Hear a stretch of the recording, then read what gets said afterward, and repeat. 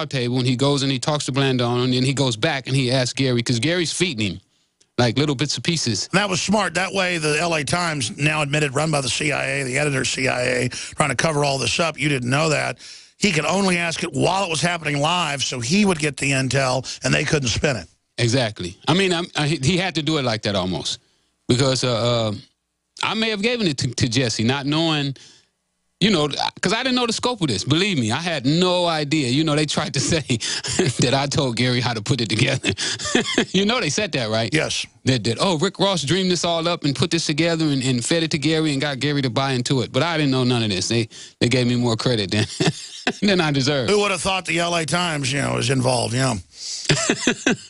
That's how it works, though. You're going to take down a culture and bring in and make trillions off drugs. You got to run the newspapers. Yeah, you have to. You have to. And that's what's so amazing. Even right now today, you know, it baffles me that people don't know this.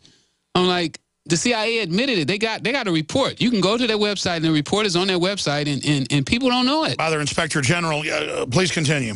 So we're in court, and Gary's asking my lawyer this, and then the judge recognized what's going on, and she was like, well, why you keep talking to this reporter? Why are you running back and forth to him in the courtroom? I want you to stand here and do this. We're not on a fishing expedition because, you know, Gary was asking about certain names, Enrique Bermudez. And then Blandon talks about, well, my boss goes on a fishing trip with George Bush, and when they come back, they say the ends justify the means. And all this type of stuff. But this stuff is still not making sense. It's all Machiavelli, yeah. To me, it doesn't make any sense. You know, I don't know. I mean, I'm learning about the court system while I'm there, but, you know, I'm not a lawyer. I'm still a novice. You know, this is a guy that couldn't read. You know, 2 years ago, I couldn't read. So I'm still learning what's going on. So then eventually we finish trial. They give me the life sentence. And a couple months later, Gary's story come out. Gary sends me a copy. I get a copy the day before it comes out. I call Gary on the phone, and then we start to talk, and he starts to tell me, you know, about the CIA being involved, about the Contras. Because, you know, I really didn't know what the Contras was. I had no clue what the Contras was. Definitely did not know that they were backed by the CIA and Ronald Reagan and George Bush. Had no clue that they was backed by that. I did know that Danilo and these guys and all of his friends were fighting a war in their country. Didn't know what the war was over. I mean, you're talking about a guy that's illiterate still. I'm still illiterate. Had never read a book. Well, look, this stuff's complex, and you're busy anyways. It's come out Ronald Reagan, not defending him. He didn't know. It was George Herbert Walker Bush running all that as well, keeping it from him. So if the president didn't know, Rick, you can't blame you for not knowing. Yeah, so I'm still a novice to all the stuff that's going on. But when it comes out, Gary runs it down to me, and he starts to tell me, and I'm like, oh, this guy, Gary, he's out there. So the next thing I know, a couple of days later, the OIG is at my cell, the CIA is at my cell, Congresswoman Maxine Waters is there. I mean, it just starts to pour. All these people are coming and coming. I'm like, what is going on? Let's talk about that. What did the CIA say to you when they came to your cell? Well, they started to talk to me about how much drugs I sold, who did I get my drugs from, did I have a contract with the CIA? And I was like, no, I ain't never been with the CIA. I don't know nothing about the CIA. They know you were compartmentalized. They wanted to act like, well, he refutes the story. Kind of, yeah. That's what they pretty much said. And did I get drugs from Danilo Blandon? How long had I been getting drugs from him? That kind of stuff. And I was like, well, you guys want me to talk to you. Why you don't straighten my court sentence out? You know, I got a life sentence. Will you straighten my court sentence out? No, we don't have anything to do with that. We're not going to help you with your courts. If you want to talk to us, you just talk to us, and this is how we're going to do it. So that was pretty much that. By the way, they could have snapped their fingers and got you out in a few years. Yeah, I already know. But, you know, I wasn't cooperating with what they wanted me to do, so. Well, that's why you're, you know, a hero overall, because more and more you had a chance once it came out that it had been going on to throw Gary Webb under the bus. You wouldn't do it. Oh, no. I respect what Gary does, what he did, and even. Well, you're right. He's still alive. I mean, he's living on through his, through a story, absolutely. You know, and people, you know, they always picking here and there about every little thing, you know, like, even with the movie, you know, oh, well, what you didn't like about the movie? How did you like this? And you know, it's like, hey, it's his spirit that people have to respect. I mean, this guy stood up for justice. He felt that even though I was selling drugs, that I still had rights that had to be respected and that we should be treated. You shouldn't be in jail when the CIA sold you the drugs. I've had the pilot on that was flying them in to the military base. Yeah. That they were then delivering to you every week. Yeah, and well, I didn't feel that way about myself, but I feel that way about guys right now in prison, because right now we have guys in prison that's been in prison 25 and 30 years, never shot anybody, never carried a gun. All they did was sold a lot of drugs and got a lot of time, and they're still there right now today. Yeah, for those that don't know, the guns are down at the street level where dealers might get robbed or something. Up at the top, other than bodyguards, I mean, were there ever guns? No, you didn't really need guns. The only time I would carry a gun if I went to a club or something like that and I think somebody might be going to kidnap me or try to do something to me was only self-defense. Never, I mean, if you got more money and you can never spend, what are you going to do with a gun? You know, guys who carry guns robbing people. That's because they're broke. When you got plenty of money, the only way you want a gun is to protect your money. That's right. That's what good guns are for, is protecting your family and your money. I got my mind on my family, and I got my hand on my gun. We'll be right back with Freeway Ricky Ross. I'm Alex Jones, your host. You're getting the Inside Scoop live. UN says we can't decriminalize marijuana. See how we're going under global government? Obama says he'll put carbon taxes in on us even if Congress doesn't agree.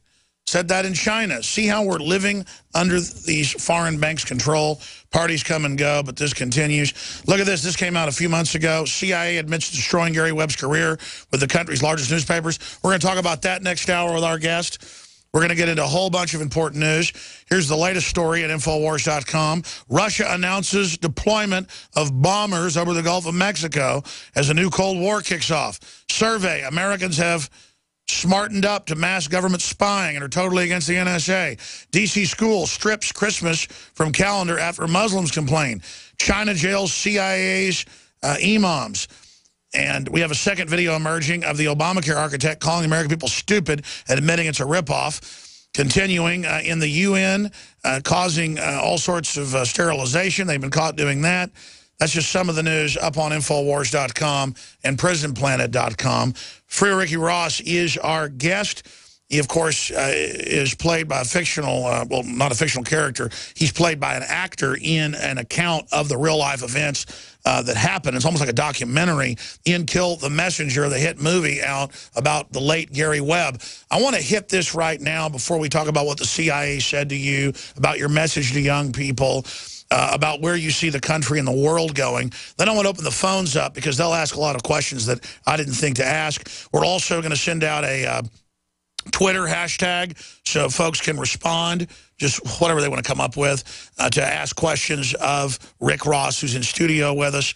But in the few minutes we have before break, Rick, we've talked a lot about this. He was coming out with a new book. He was talking to me. He wasn't ready to come back on until his new book came out. He wanted me to put an online bibliography up of a bunch of documents. He was talking to a bunch of other people. He was talking to you. I talked to you right after they killed him, or he committed suicide, as they say, in jail. You didn't buy it. He told you they'd been breaking in his house. He'd had to move. They'd threatened him. I liked how the movie basically implies they killed him, but it ends before they kill him. This story of him shooting himself twice in the head, what did Gary Webb talk to you before he died? I mean, he talked to me about how he was very excited. He had all the proof to back up what he said. Yeah, he told me he was going to keep going, that he was going to get to the bottom of it, and that he wasn't going to stop until he was done with it. And he did tell me about a new book that he was working on, and he asked me if I would be a part of that as well. So, I mean, you know, I was talking to Kevin Booth when Kevin Booth is the one that told me about what happened to Gary, and I was like, what? I couldn't believe it. And right after when I spoke to you, you know, and that's when you asked me, you know, on air, was I thinking about committing suicide? And I was like, no, where did that come from? And I didn't really understand what you was doing until after I went back to my cell and I thought about it. What you were doing was making sure that everybody knew that I was thinking right, that I wasn't planning on killing myself, and that I was stable and whatnot. And yeah, I'm never going to commit suicide. You're never going to commit suicide? No, never. So if you get shot twice in the head, you didn't do it? I love absolutely. If I get shot once in the head. Gary Webb, you think they killed him? I mean, it looks like it to me. I mean, just I'm not a forensic or anything like that, so I really can't say if it's possible that somebody can shoot themselves in the head twice. But it just seems odd to me that a person could take a gun and, because I shot a gun before, and you shoot it and the gun does like this here.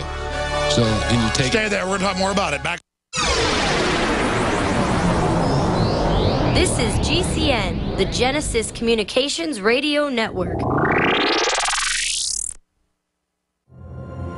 In the near future. When you realize how fake it all is, the football, the basketball. Alert. Security alert. This is Homeland Security. Analysis. InfoWars building independent media operations. Let the worst people get control and tell us that we are the ones responsible. Prime directive. Discredit Alex Jones. Jones is the wildly popular conspiracy theorist. A popular conspiracy theory talk show called InfoWars. Alex Jones is now in an Austin jail. These people are assaulting us. Targeting of patriots engaged.